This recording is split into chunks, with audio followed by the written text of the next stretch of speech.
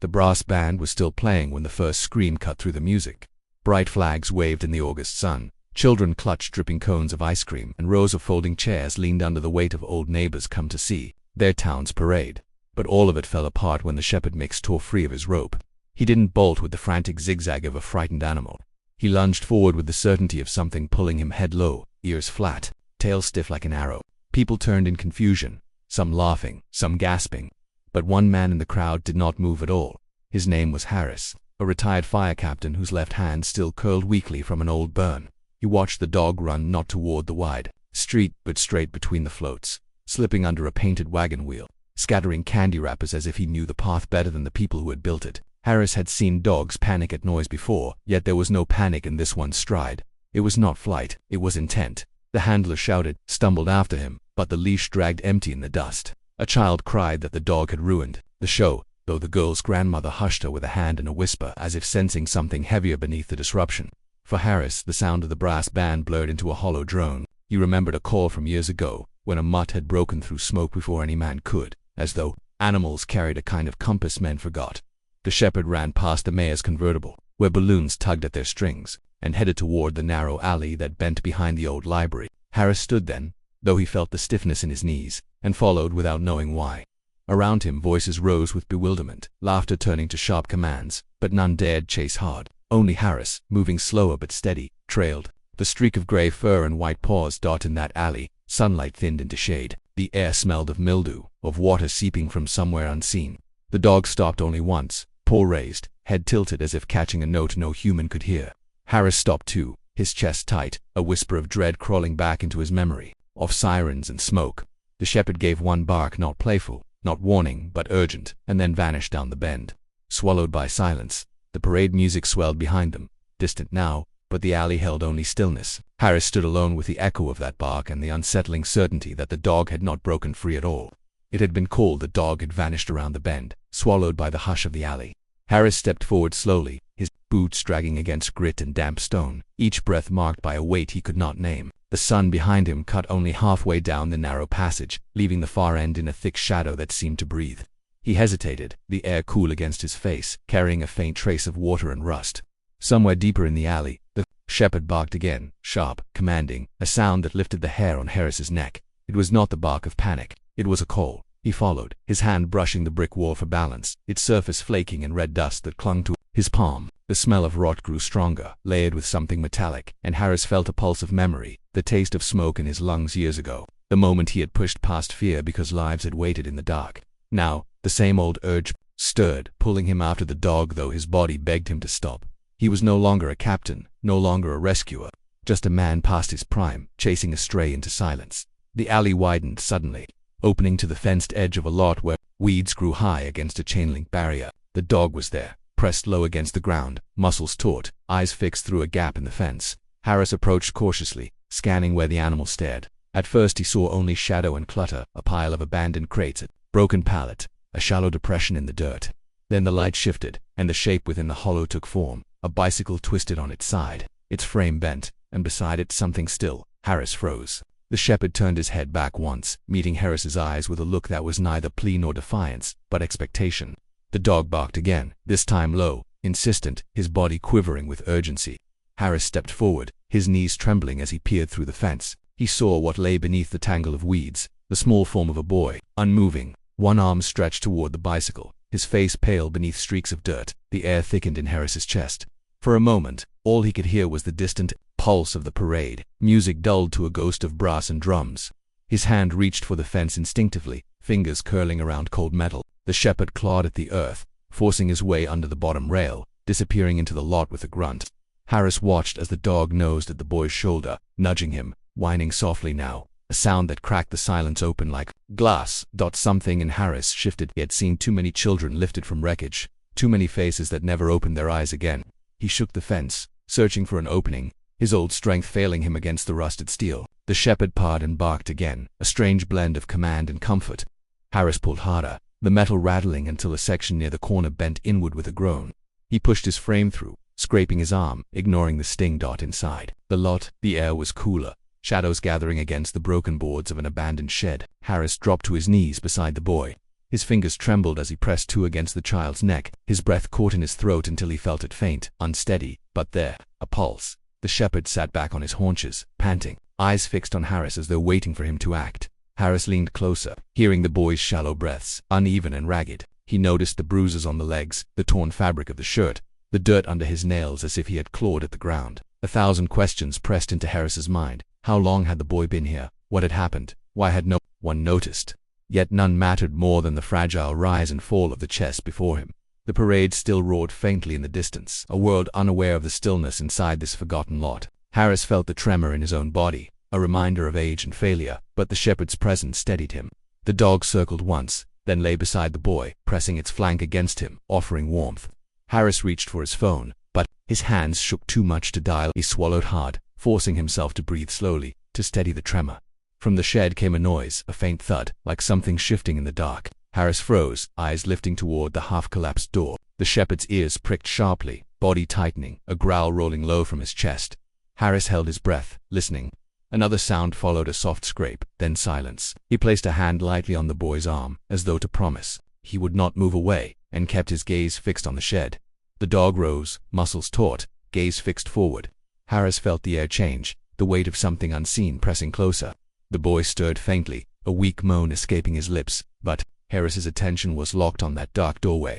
The wind shifted then, carrying a smell stronger than before, damp wood, rust, and something acrid, something human. Harris's heart tightened, the echo of the dog's growl filling the silence that followed. And in that silence, he knew, whatever lay inside the shed had been there all along, waiting. The alley breathed with damp silence after the shepherd vanished. Harris stood at its mouth, the sounds of the parade fading into a muffled hum behind him, like a memory shutting its door. The dog's single bark still reverberated in his chest, the kind that wasn't meant for attention but for direction. He inhaled the cool air and caught the faintest trace of rot, not sharp, but steady, lingering as though the walls themselves exhaled it. He knew that smell from years on coals, water damage, mold or worse, something hidden long enough to go sour. He stepped forward slowly, each movement deliberate, as if not to disturb whatever lay ahead. His left hand, the one stiffened from burns years ago, brushed the rough brick as though it were guiding him more than his eyes. The alley narrowed and bent, swallowing the sun in folds of shadow. He caught the rhythm of the shepherd's nails, clicking faintly on cement. Further into that rhythm stopped, then resumed with a scraping sound, claws against wood or metal. The dog wasn't running blindly. He was working at something. The closer Harris moved, the heavier the air pressed. Down, the dog stood at the far end of the alley, chest heaving, paws braced against the boards of a warped cellar door that had been nailed shut long ago. His body trembled not with fear but with insistence. He barked once, sharp, then turned his head to Harris with eyes that gleamed in the dimness. It was the look of an animal not pleading but demanding recognition, as if Harris should understand. Harris froze. He felt the weight of his own hesitation, a tightness in his throat that came, not from the moldy air but from memory. He'd followed dogs before into places no human wanted to go, into smoke-thick bedrooms where children had curled beneath beds, into half-collapsed stairwells where silence held more weight than fire. And each time the dog had been right. The same knowing throbbed here. In this unlikely alley where music and flags still fluttered less than a block away, a soft sound drifted from beneath the door, so faint he thought he'd imagined it. Not a moan, not speech, but a muffled thud, like something shifting weakly against wood. The shepherd's body stiffened, ears forward, tail rigid. He whined, then struck the boards with his paw, urgency crackling through every motion. Harris's pulse hammered. He knelt, pressing his ear against the doorframe. The wood was damp, swollen, but from inside came a rhythm unmistakable now. 3 faint taps, followed by silence. Then again tap, tap, tap, human or at least alive. He pulled back sharply, staring at the dog. For a moment, Harris's instinct was to call for help, to shout back toward the street. But the noise of brass and cheering was too distant, and something in him recoiled from involving anyone else just yet. He felt the way the air seemed to wait on him alone. The shepherd paced, circling once before bracing again against the door, claws scraping like a clock counting down. Harris's burned hand throbbed, the scar tissue tightening as it always did when weather shifted or nerves misfired. He flexed it, trying to ignore the pain, but the memory came unbidden. A night he had hesitated too long, weighing safety against risk, and a family had been carried out too late. That shame had clung to him like smoke. And now, in this narrow alley, with only a dog as witness, the same choice loomed: act, or stand frozen while something inside faded to silence. He pressed his shoulder against the door. It gave slightly but held fast. He tried again, harder, wood groaning but resisting. The shepherd barked, frantic now, teeth flashing as if he'd tear the boards himself if Harris did not. A wind funneled through the alley then, cool and sharp, carrying the parade music in broken fragments, laughter, clashing cymbals, and beneath it, something wetter, more foul, rising from the cracks in the cellar door. Harris gagged, steadying himself, but did not step back. He muttered under his breath, words not even meant for the dog. Not again. Not this time. He hooked his good hand under a loosened plank, tugging with all the strength left in his aging frame. The nail shrieked against the wood, and for an instant, the sound cut through the alley louder than the parade itself. The shepherd lunged beside him, claws raking in rhythm with Harris's pull, a man and an animal breaking against silence together at last. One board cracked free, clattering onto wet concrete. Harris leaned into the gap, squinting into the blackness. Below, the air that rushed out was colder than the alley, touched with mildew, rust, and something faintly copper. He could hear it clearer now, the shuffle of movement inside, deliberate but faint, and the softest whimper that did not belong to any dog. The shepherd froze, head tilted low, as if listening deeper than Harris could. His ears twitched, his body rigid as a wire pulled to breaking. Then, slowly, his tail lowered and he gave a single low growl, not wild, but steady, the kind that carried warning and allegiance all at once. Harris's breath caught in his chest. Something was alive in there, waiting, and neither man nor dog could yet name what. He leaned closer to the gap, heart pounding in his ears, and called softly into the dark, "Is someone there?" What answered was not words but a faint scrape of chains moving against stone. The bark still hung in the air when silence pressed down, thick as damp cloth. Harris leaned against the wall, the rough brick biting into his palm, and listened. Nothing but the faint trickle of unseen water and the distant, muffled throb of drums from the parade. The dog was gone, vanished into the bending shadows of the alley. His legs urged him forward, yet he felt an unease coil in his stomach, the kind of dread that made every step into darkness feel like trespass. Still, he moved, one hand trailing the wall as though anchoring himself to something solid. Around the bend, the alley narrowed. A broken drain pipe rattled loosely with each breath of wind, and weeds pushed through the cracks in the pavement, wet with seepage. Harris caught sight of the shepherd again, a blur of gray and white at the far end.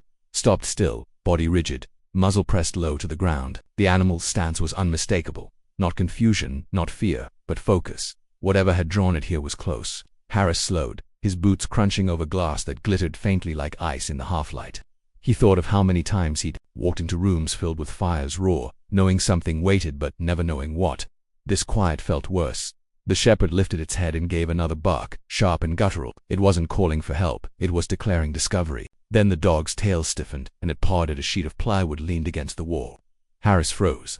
The sound of nails scraping against damp wood echoed louder than it should have, and with each scrape the man's chest tightened. He knew that rhythm, not random, not frantic, but deliberate. The dog was marking a place, not clawing in panic. Harris approached slowly, careful not to spook the animal.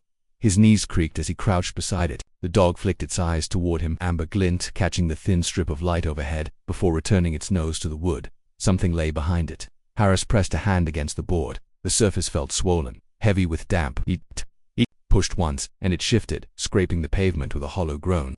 The shepherd whined softly, impatient but controlled, as though urging him on. When the board finally gave way, it revealed a narrow gap leading into an old service corridor, black with mold and the smell of stagnant water. Harris hesitated. The air that seeped out was colder, metallic with the faint tang of rust and something else, a stale odor that made the back of his throat tighten. The shepherd plunged forward without hesitation, tail low, body tense, paws splashing in shallow puddles. Harris swallowed hard, then followed. Inside, light disappeared almost instantly. The thin sun from the alley could not reach here, only the dog's pale fur marked movement in the shadows. Harris trailed with one hand brushing the wall its surface, slick with slime, his other hand clenched tight around nothing, the ghost memory of carrying an axe or hose in darker days. Each step echoed, too loud, as though the space resented intrusion. The corridor bent again, and widened into what must once have been a storage chamber. The shepherd had stopped in the middle, body frozen, head cocked toward a corner where debris was piled, broken crates, rusted metal, sodden cloth. Harris squinted. The dog's ears pricked sharply, and then he heard it too, a sound barely audible beneath the dripping of water, not movement, not air, a sound more fragile, the shallow rasp of breath. Harris's throat tightened. His mind flashed back to calls where silence had followed collapse, where he'd searched too late. He stepped closer, each pace deliberate, careful not to startle whatever lay there. The shepherd barked once, a low thunder in the confined air, and nudged its nose against a mound of cloth. Something stirred beneath it.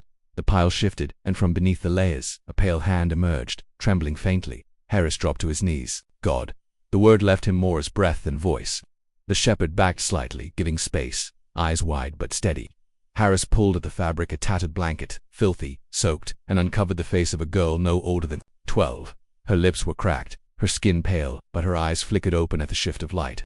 She looked at him without recognition, yet there was no mistaking the plea there. She tried to speak, but no sound came, only a dry rattle. For a moment, Harris could not move. The years of retirement had dulled his strength, but not the memory of failure. He felt it grip him now, the weight of every rescue too late, every life beyond reach. The shepherd winced again, as though refusing hesitation. Its paw pressed against the girl's leg, a gesture both urgent and protective, like it had been waiting all along for someone else to finally see. Harris reached for the girl's wrist, felt the faint, erratic flutter of a pulse, and something within him steadied. There was no choice but forward. He slid his arms beneath her, lifting with a grunt as pain shot through his bad shoulder. The girl's head lolled against him, and the air seemed to grow heavier with the responsibility he now carried. The shepherd barked again, louder this time, the sound bouncing off the walls like a flare sent into the void. From deeper within the corridor, another sound stirred. Not breath, not water, something heavier, a scrape, then a dull thud, as though another weight shifted in the darkness beyond. Harris froze mid-step, the girl weak in his arms, the shepherd rigid at his side. The silence that followed was not empty, but watchful. Something else was here. The dog growled low, chest vibrating, ears pinned back. Harris turned his head toward the blackness ahead, the sound of unseen movement still lingering in the air. His heart pounded not with exertion but with the sharp, undeniable certainty that whatever they had found was only the beginning. The girl's fragile breath warmed against Harris's shoulder as the weight of the silence deepened. The scrape in the darkness no longer grew nearer. It lingered, then faded, leaving only the steady drip of water and the low rumble of the shepherd's growl. Harris stood motionless for a long moment, the girl cradled in his arms, the dog pressed close at his side. When nothing stirred again, only stillness remained, heavy, watchful, but no longer threatening. Step by step, he carried her back through the corridor, the shepherd pacing beside him, every movement measured, deliberate. The damp air clung to his lungs, and each splash of his boots in the shallow puddles seemed like an echo from another life. At the mouth of the alley, the first stroke of sunlight cut through the gloom, a shaft of warmth falling across the girl's face. She flinched at its brightness, then settled, her chest rising more steadily against him. Harris closed his eyes a moment, letting that small rhythm anchor him outside. The parade was gone, leaving only the scuff of trampled wrappers and the faint drift of smoke from abandoned food stalls. The silence after celebration felt almost reverent. Harris lowered the girl onto a patch of grass, and the shepherd immediately curled at her side, pressing its body against hers as though sealing her to the earth. The dog's amber eyes turned upward to Harris, and in them he saw not relief, not triumph, but a quiet plea to trust what it had carried here all along. Time passed without measure. A few neighbors emerged from doorways, their faces etched with confusion and fear, then softened into awe as they took in the scene. The girl, pale but alive, the old man, weary but unshaken, and the dog, watchful as stone. Someone ran for help. Voices called, but Harris barely registered them. His gaze stayed on the shepherd. He understood now. This animal had not broken free in panic. It had broken free to lead, to reveal, to save. The sirens arrived later, filling the empty streets. With their sharp insistence, hands lifted the girl gently onto a stretcher. Voices spoke of hospitals and care, but Harris stayed back. His work here was done. The shepherd rose reluctantly as they carried her away, but not before pressing its muzzle once more against her. And a quiet farewell. When the stretcher turned the corner, the dog stood still, ears tilted, as if listening for a signal that would never come. Evening settled slowly over the town, painting the bricks in amber and shadow. Harris remained in the alley, leaning against the same wall where it had all begun. The shepherd lingered too, chain still trailing from its collar, metal links catching the last light of day. Without command, it padded toward him and sat, chest heaving fur damp from the journey. Harris reached out, his old hand trembling as it found the dog's neck. The contact was simple, wordless, but in it was recognition to life scarred by different battles, both still capable of carrying someone else from the dark. The last of the sun slipped away, leaving only the hush of crickets and the faint whisper of wind through the alley grass. Harris rose slowly, the ache in his joints heavier now, but softened by a strange steadiness. The shepherd walked beside him, chain dragging softly, its clink fading with each step. Behind them, the alley grew quiet again, shadows reclaiming their corners as though nothing had happened. Yet in the grass where the girl had lain, a single paw print remained pressed into the earth, filling with the last shimmer of evening dew.